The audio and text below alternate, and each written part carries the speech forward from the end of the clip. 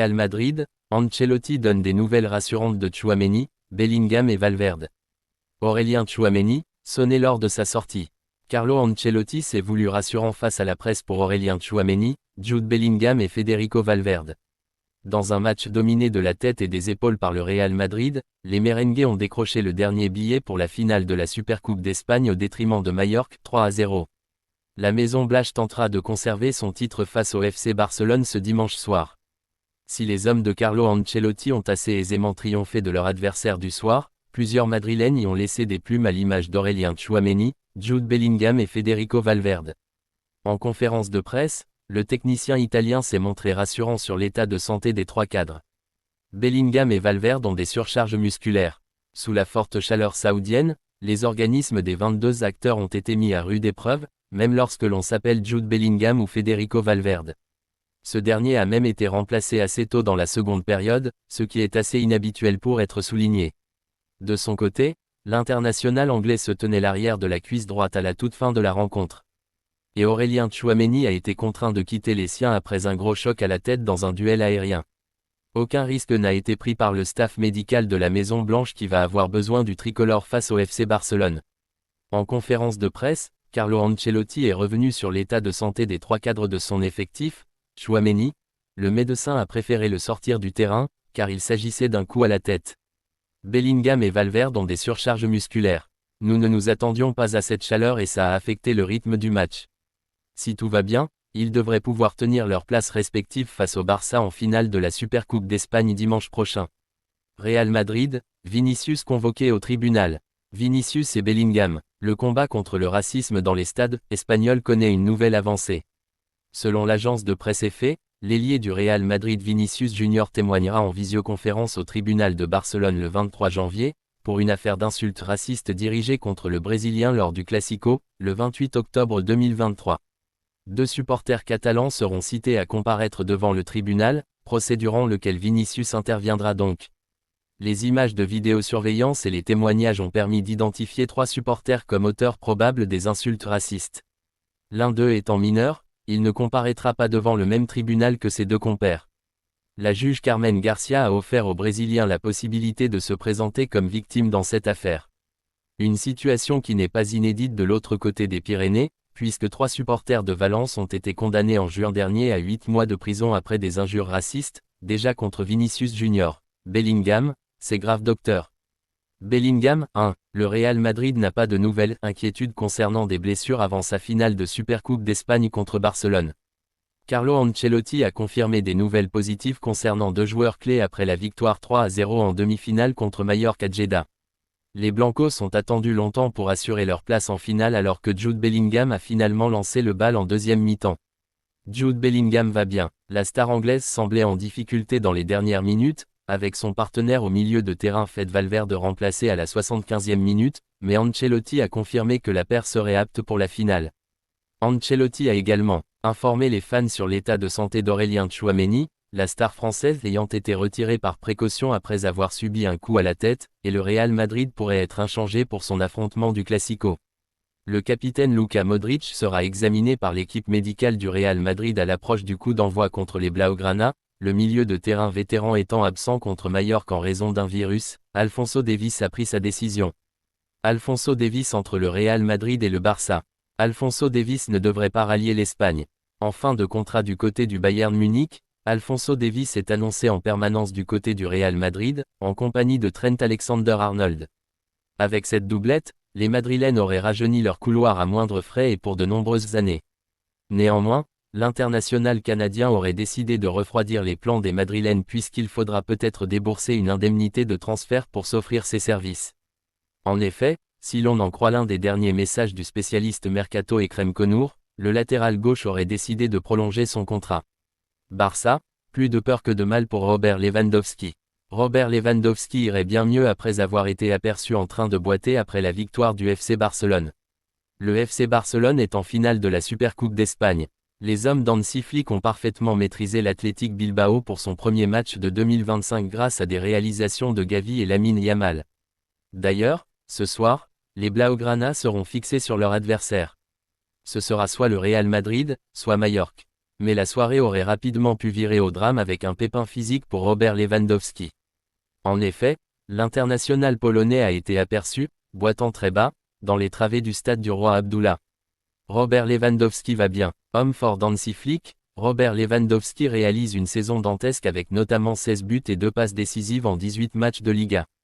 Mais hier soir, l'ancien attaquant du Bayern Munich est resté muet.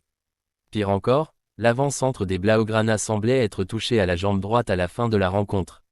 Mais d'après les dernières révélations de Sport, l'international polonais irait bien. Plus de peur que de mal donc pour RL9 qui pourrait être l'un des facteurs X du club de la Catalogne en cette fin de saison qui s'annonce haletante. Pedri, jouer contre le Real Madrid. C'est clair que c'est une motivation supplémentaire. Le joueur du FC Barcelone, Pedri, s'est exprimé en conférence de presse à la veille du match contre le Real Madrid en Supercoupe d'Espagne. À quoi tu penses de voir ce bon moment pour toi? J'ai de la continuité et je suis motivé. Pour moi, jouer au Barça est une motivation chaque jour. On pratique un football dans lequel je me sens à l'aise, en jouant rapide dans le camp adversaire. Son avenir, mes agents et le club discutent, ils me disent que tout va bien. Ce n'est pas le moment de parler d'une prolongation avant la finale. Je suis focalisé sur le match. Mais que les gens soient tranquilles avec ça. Compte des inscriptions d'Olmo et Pau. C'est une excellente nouvelle. Leur position était très compliquée. Moi j'ai tenté de consoler Dani parce qu'on mange à la même table et c'est trop compliqué de savoir que tu ne vas pas pouvoir jouer.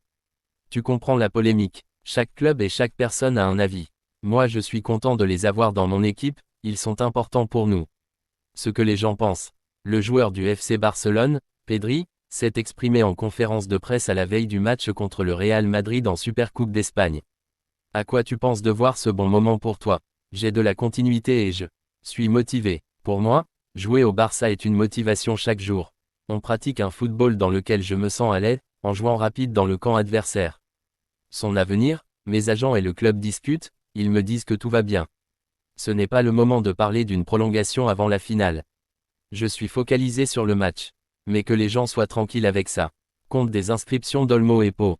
C'est une excellente nouvelle. Leur position était très compliquée. Moi j'ai tenté de consoler Dani parce qu'on mange à la même table et c'est trop compliqué de savoir que tu ne vas pas pouvoir jouer. Tu comprends la polémique. Chaque club et chaque personne a un avis. Moi je suis content de les avoir dans mon équipe, ils sont importants pour nous. Ce que les gens pensent. Il y a une motivation supplémentaire contre le Real. C'est clair. Je pense que les gens de la Masia veulent toujours jouer les Clásicos. Je ne suis pas de la Masia mais j'ai toujours vécu les Clásicos, j'ai toujours soutenu le Barça. Que devez-vous faire pour réitérer le 0-4? Ça va être compliqué, ils vont vouloir prendre une revanche. Mais nous devons leur faire mal dans ce match. Ils jouent très bien en contre. Nous devons savoir contrôler le match et savoir être vigilants derrière. Vous avez menacé de ne plus jouer pour la sélection si Olmo et Pau n'étaient pas inscrits. Non, on l'a entendu mais je suis surpris car c'est un mensonge. J'aime aller en sélection. Comment tu analyses tes statistiques personnelles? Ce ne sont que des chiffres. Pour les attaquants ou les ailiers, ça compte bien plus. Je ne regarde pas beaucoup ça personnellement. Nous pouvons faire un travail pour le collectif. Karim Benzema fait une grande annonce sur son avenir. Déterminant cette saison avec Al Ittihad, Karim Benzema réfléchissait à une retraite prochainement d'après plusieurs sources. Interrogé par la presse espagnole ce vendredi, le natif de Lyon est sorti du silence. Karim Benzema, lors de sa présentation à Al Ittihad. Après 14 ans de bons et loyaux services au Real Madrid où il aura marqué l'histoire de l'une des plus grandes institutions de l'histoire du football, Karim Benzema avait pris la décision de rejoindre l'Arabie Saoudite à l'été 2023. Un choix qui avait été tant critiqué que compris par des observateurs du football qui n'avaient pu que constater l'exode de plusieurs stars vers le golf lors de ce même été. Mais comme souvent dans sa carrière, le Nueve n'a pas cherché à faire l'unanimité, mais a simplement suivi son instinct qui l'a mené à une si grande carrière par le passé. Avec Al Ittihad, le Lyonnais aura été critiqué pour sa première saison. Jugé moins impliqué et en proie au doute après plusieurs clashes avec Nuno Espirito Santo et Marcelo Gallardo, qui n'auront pas fait de vieux os à Jeddah, le ballon d'or du peuple a remis le bleu de chauffe cette saison.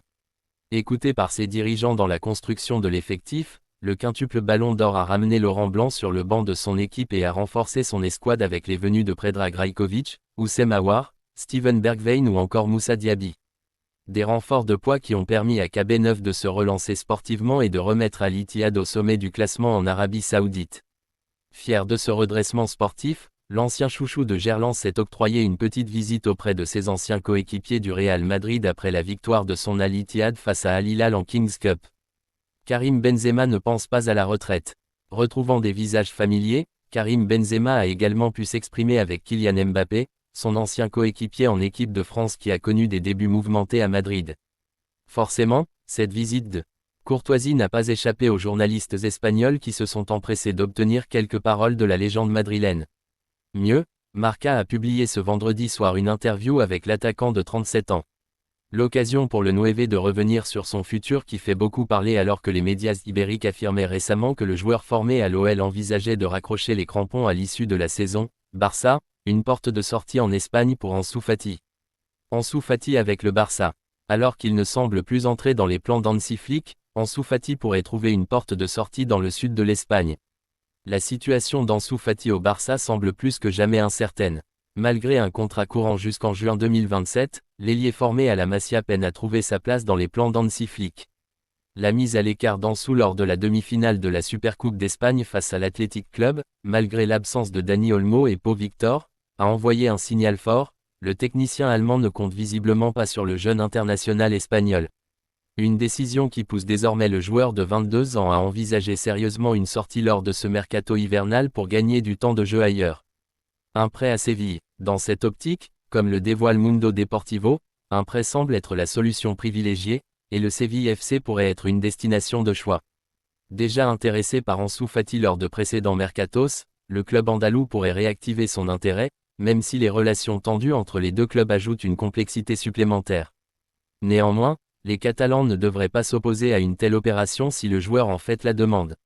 Ansu Fati, autrefois considéré comme l'une des plus grandes promesses du football mondial, doit désormais trouver un moyen de relancer sa carrière, et un départ cet hiver pourrait bien être la clé.